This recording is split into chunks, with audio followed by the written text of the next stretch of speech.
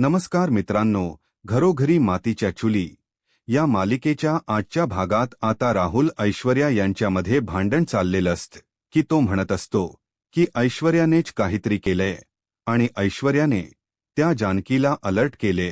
तेव्हा ऐश्वर्या म्हणत असते, राहुल जरा मापात राहायचा आणि माझ्याशी पंगा घ्यायचा नाही। शर्वरी, तुझ्या नव्याला समजावून सांग की ऐश्वर्याचा नाद करू नको, मी त्याला कुठे नेऊन टाकेन तुला सुद्धा कळणार नाही, त्यामुळे त्याला सांग की माझ्या नादाला लागायचं नाही, कामाशी काम ठेवायचं आणि तसं तुझं आणि माझं डील झालं, याचा काही संबंधच नाहीये।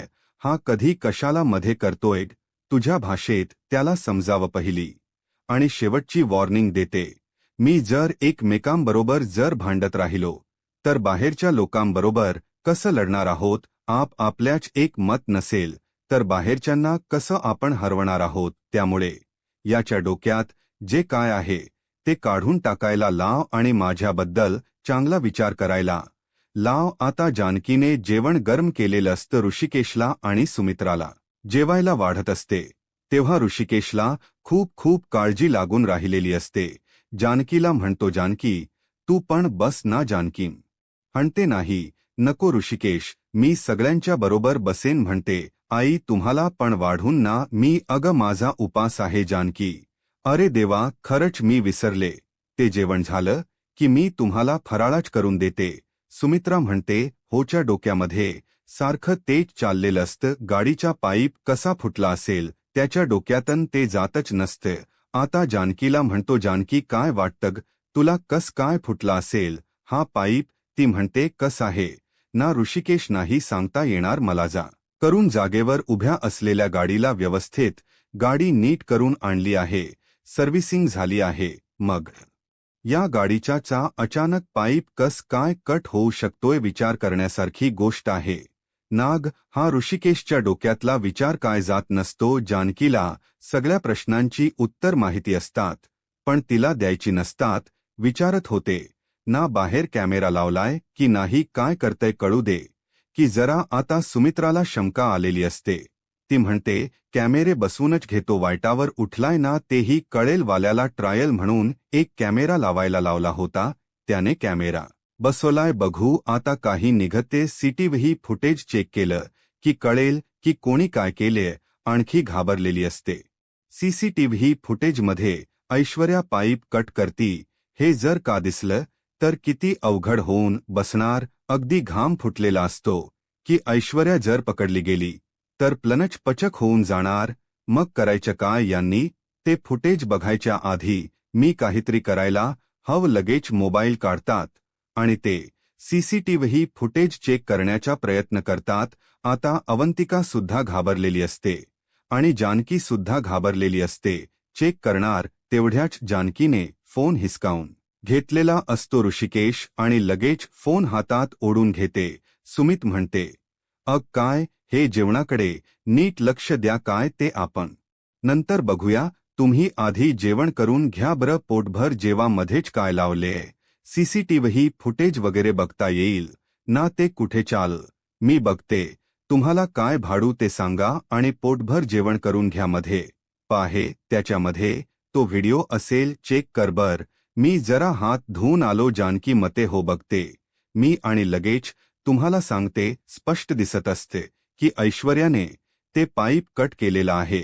शर्वरी आणि ऐश्वर्या दोघींच कारस्थान आहे, हे अगदी स्पष्ट दिसत असतं। घाबरलेली असते की ऐश्वर्या यात पकडली जाणार म्हणजे जाणार, कारण ती डायरेक्ट दिसत असते पाईप वगैरे कट करतानी।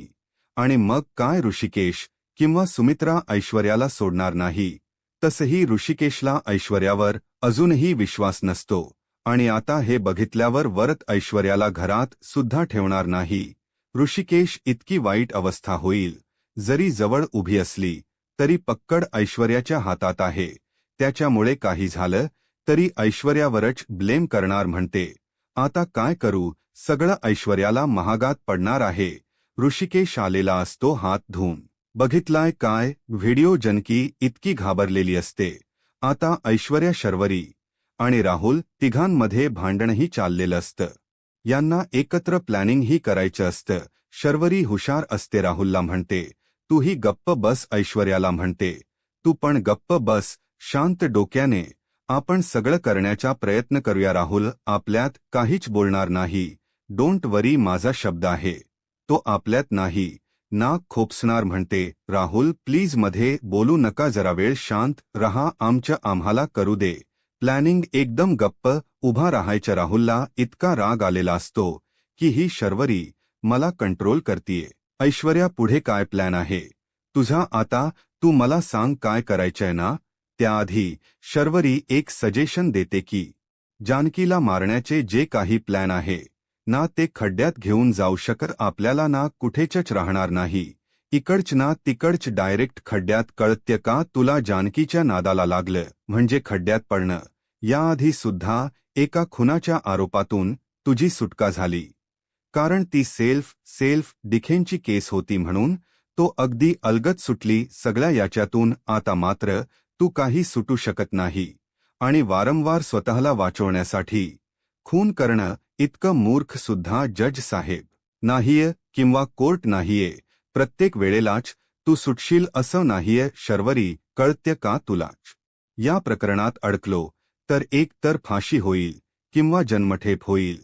बरोबर. प्रकरणात अडकण्यापेक्षा आपल्याला जे हव्य ते डायरेक्ट मागू की कशाला तिला मारण्या फिरण्याच्या फंद्यात पडतोय? आपलं घ्यायचं आणि बाजूला व्हायचं. ती मरोग आपल्याला काय देण घेण आहे? त्यामुळे ना तू शर्वरी तिला मारायचं, तिला आमक करायचं. या प्लन मध्ये डोक घालू नको प्लीज. फाशी मिळेल, फाशी किंवा जे आयुष्यभर जेलमध्ये खडी खोडायला लागणार आहे. जानकीच्या नादाला लागलं तर आपलं तेच होणार. त्यापेक्षा आपल्या वाटणीच घ्यायचं आणि बाजूला व्हायचं. तिकडे काहीही कर आणि काहीही कर, आपल्याला काही देण घेण नाहीये. कळत्य का तुला शर्वरी? जानकीचा मरायचं वगैरे त्याची वाटच बघू नको, कारण आता काहीही उरलेलं नाहीये. आपल्याकडे फक्त जेलचा मार्ग उरेल. मग मी सांगते तसं कर. जानकीला तोंडावर हिस्सा मागू, तिला हिस्सा द्यायलाच लागणार. आता जानकी ऋषिकेशला म्हणते नाही हो. कसा बघणार? ऋषिकेश म्हणतो म्हणजे काय? अहो नाही दिसत मला, किंवा मला समजलंच नसेल. ऋषिकेश तिच्या हातून फोन हिसकावून घेतो आणि बघायला लागतो की का दिसलं नाही. इन्स्टॉल केलेला दिसत नाही. अजून इन्स्टॉल की दिसायला लागेल म्हणते. ना दिसतच नाहीये मला. म्हणजे ॲप वगैरे काय म्हणताय ते नसेलच. ती खूप हुशार असते. व्हिडिओ फुटेज डिलीट जरी केलं तरी ते फाईलमध्ये राहिलं तर तसंच राहणार. दिसणार म्हणजे दिसणार. त्यापेक्षा जे ॲप आहे तेच उडवून टाकते. परत ॲप करता येईल की इन्स्टॉल? मिनिटा जानकीने ते उडवून टाकलेलं असतं आणि आता नवीन ॲप घेतलं की कोरा कॅमेरा परत पहिल्यापासून दिसणार. त्यामुळे जानकीने ऐश्वर्याला सेव्ह केलेलं असतं. आत्ता तरी ऋषिकेशच्या तावडीतून ती वाचलेली असं म्हणते. हे जरी केलं तरी आजच मरण उद्यावर ढकलण्यासारखं आहे. पण बघू, आत्ताचा दिवस निघतोय ना, मग काय हरकत नाही. जानकीने ते केलेलं. जानकी म्हणते जे काही असेल ते असेल, पण हे करणं गरजेचं आहे. युजलेस लोक आहे. एक काम धड करता येत नाही. नॉनसेन्स. तिकाला आणि जानकीला जरा रिलॅक्स फील झालेलं असत की वाचली ऐश्वर्या, नाहीतर आज पकडली गेली असती तर तिला कोणी सोडलं नसते आणि शर्वरी नामाने राया राहिली असती. शर्वरीने कशातच इंटरेस्ट घेतला नसता किंवा मी नाहीच असं म्हणून ती मोकळी झालेली असते. आणखी ऋषिकेशला म्हणते तुम्ही टेन्शन घेऊ नका ना, कळेल ना आपल्याला. एवढं काय तुम्ही टेन्शन घेता? जाय ना, उशीर होतोय ना माणसाची. मी बोलते डाउनलोड करणारा माणूस आहे ना, त्याच्याकडे सुद्धा डाउनलोड करून घेते. तुम्ही टेन्शन घेऊ नका. तुम्ही जाबर ऑफिसला जायला उशीर होतोय ना तुम्हाला. ऋषिकेश म्हणते तुम्ही ज्या कामाला, मी बघते माझ्या पद्धतीने, मी सगळं करून घेते. मस्त. तिने ऋषिकेशला ऑफिससाठी काढून दिलेलं असतं आणि जानकी रिलॅक्स करते, कारण तोच आज खोला शिरला असता तर यांच्या हाताला काही चाललं नसतं. ऐश्वर्याची बर्बादी एवढं मात्र आलं असतं. आता ऐश्वर्या आणि शर्वरीची मीटिंग काय संपत नसते. जबरदस्त असा प्लन चाललेला असतो. तेव्हा आता शर्वरीच्या लक्षात येत की ऐश्वर्या जे म्हणती ते बरोबर आहे. एकदा मी जेलमध्ये जाऊन माघारी आलीय प्रत्येक वेळेला माघारी येईन असं नाहीये, ऐश्वर्या म्हणती. तसं कदाचित फाशीही लागेल किंवा आयुष्यभर जन्मठेप तिथेच मला भोगायला लागणार. ऐश्वर्या, आपल्याला जे घडवून आणायचे ना, त्याच्यासाठी खूप खूप एफर्ट्स घ्यायला लागणार, जबरदस्त असा प्लॅन करायला लागणार, म्हणजे लागणार, तरच आपला प्लॅन वर्क होऊ शकतोय.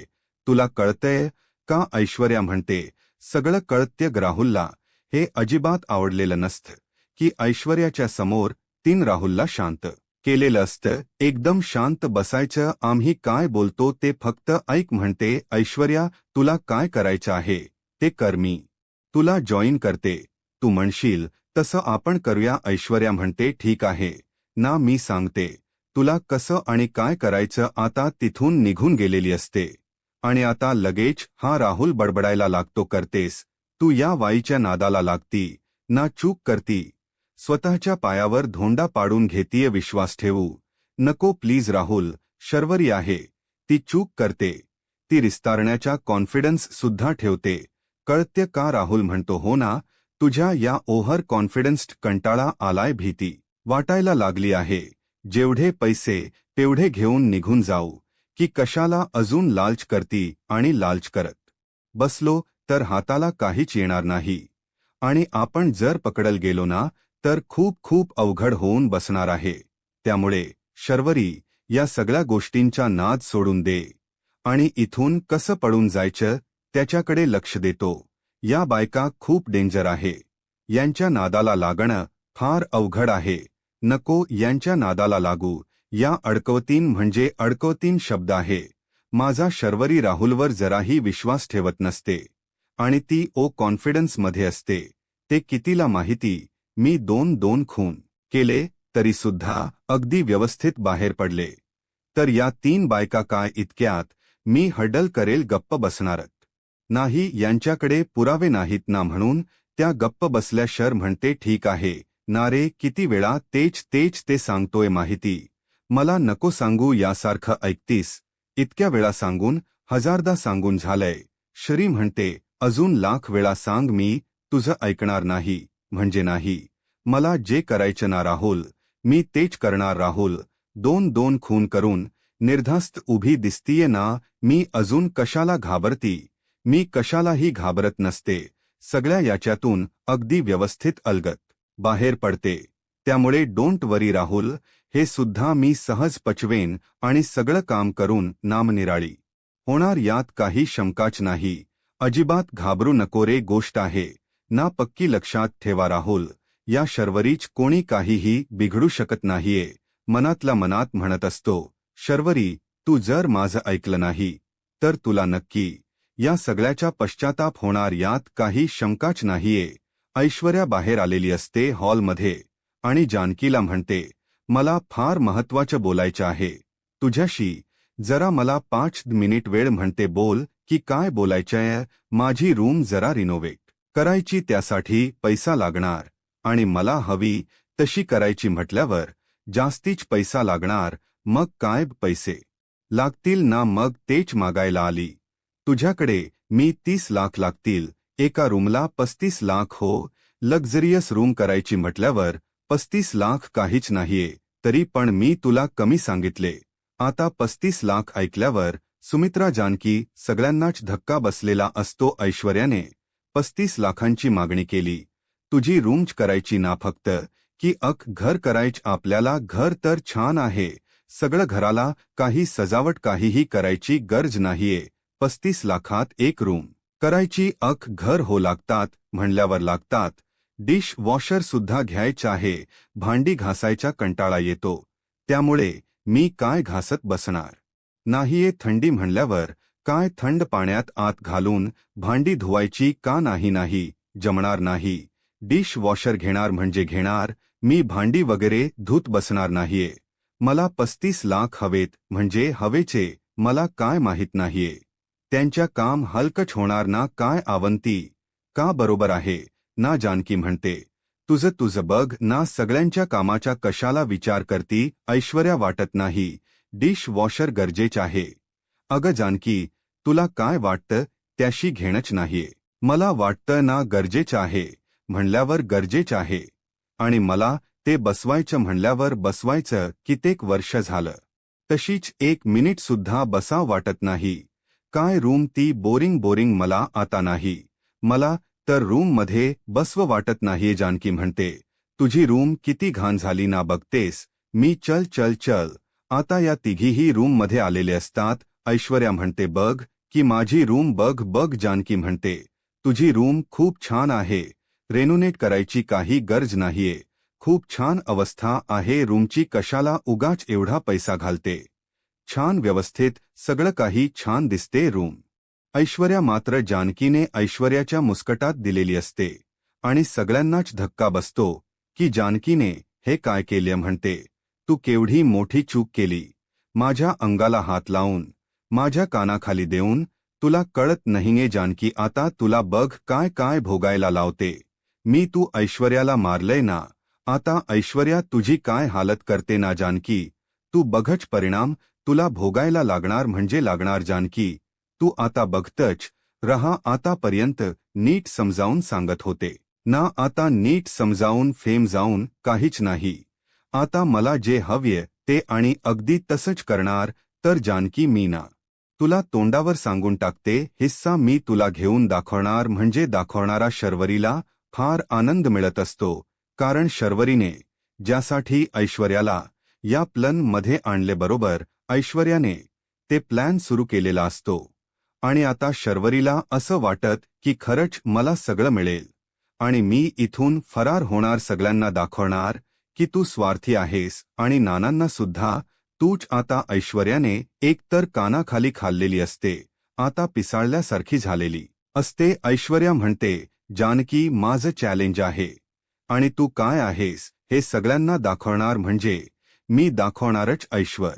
या तिथून रागारागाने तन करत निघून गेलेली असते.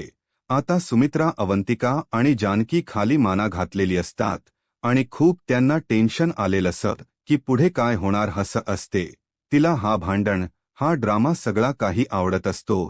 तिला भारी वाटत असत. एकदाची यांच्यात फूट पडली आहे ना, आता भारी होणार. सगळं बेडरूम मध्ये चाललेली असते.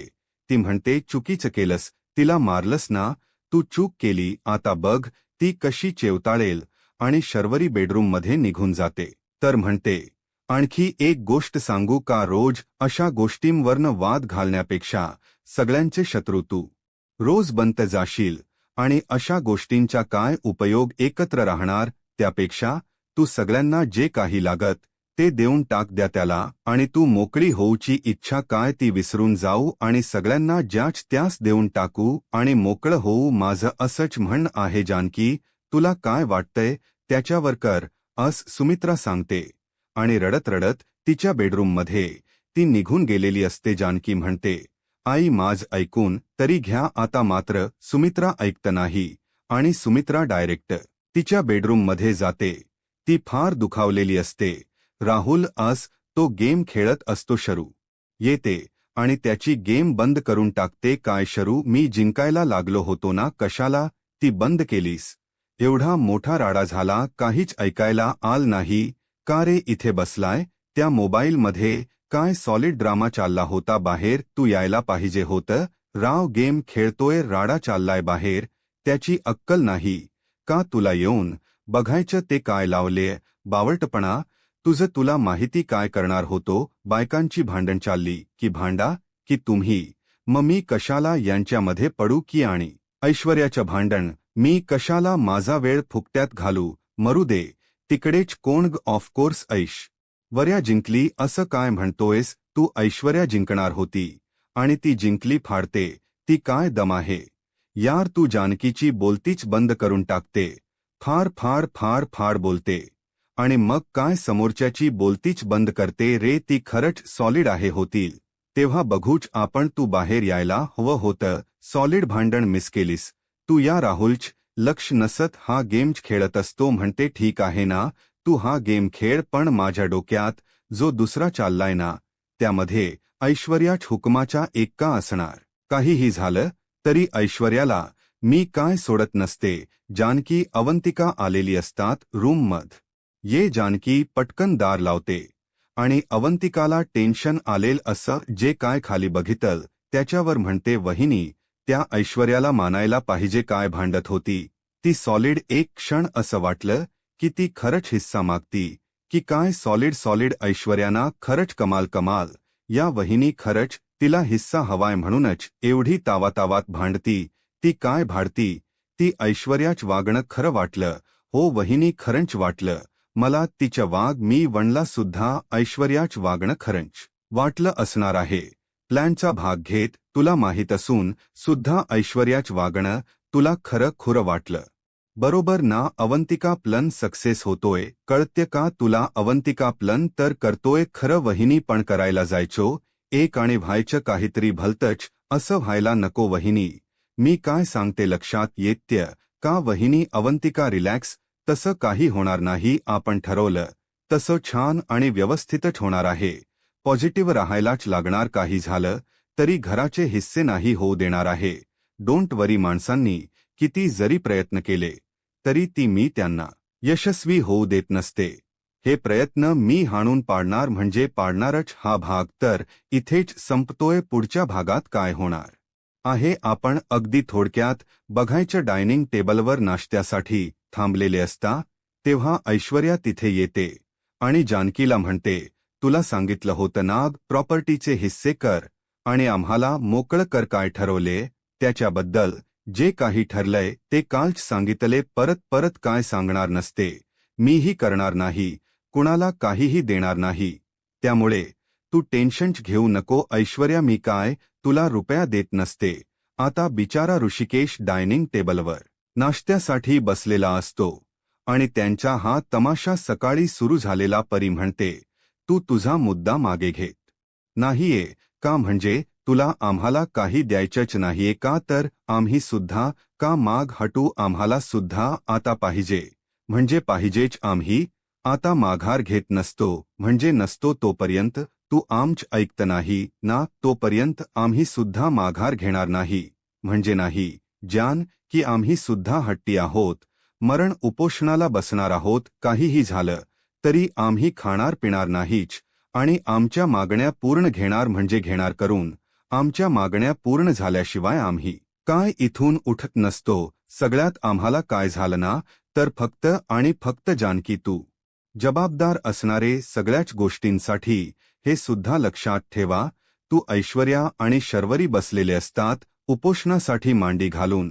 मस्त चटाई टाकलेली असते आणि आता रिलॅक्समध्ये बसलेत कारण त्यांना त्यांच्या मागण्या पूर्ण करायच्या असतात. आणि काही झालं तर जानकी जबाबदारी असं त्यांनी ठरवलेलं. मित्राला, ऋषिकेशला, जानकीला, अवंतिकाला सगळ्यांना टेन्शन आलेलं असतं. खरंच यांनी उपोषणाला बसल्या या काही खाल्लं पिल्लं नाही आणि खरंच जर ह्या मेल्या तर करायचं काय बघू. आता त्यांचं उपोषण कधी सुटणार आणि जानकी त्यांच्या मागण्या पूर्ण करणार का. आता पुढे काय होईल हे पाहायला आत्ताच माझा महाराष्ट्र या यूट्यूब चॅनलला सबस्क्राईब करा. धन्यवाद.